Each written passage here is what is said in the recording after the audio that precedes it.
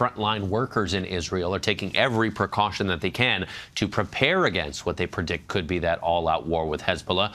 With some estimating if things escalate further, they may have rockets hitting every hour for days on end. Our Tom Soufi Burridge was in the region, embedding with frontline workers in a hospital who are trying to stay safe now by going underground.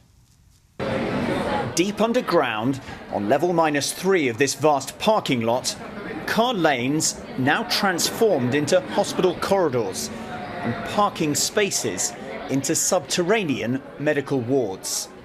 With Israel's war with Hezbollah escalating, most of Haifa's Rambam hospital has been relocated down below into its underground parking lot.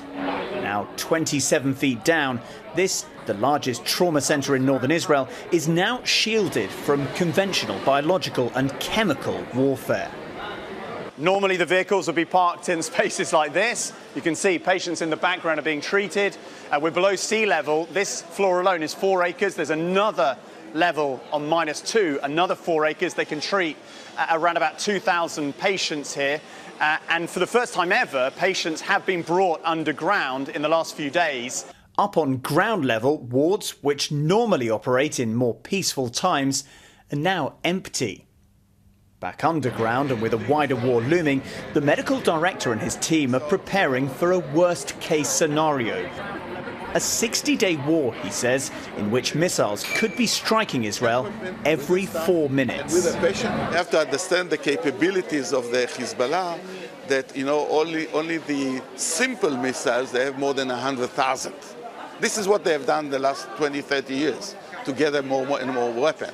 Amid that threat, Israeli soldiers are constructing more beds to increase the hospital's capacity. This is the command centre of the hospital, and if the war escalates significantly further, then police officers, soldiers will be seated here, coordinating with hospital staff as civilians are brought into the hospital and soldiers off the battlefield. For now, there are relatively few casualties here from the war. But with Israel promising a ground invasion into southern Lebanon, years of contingency planning by medical staff here could soon kick into gear.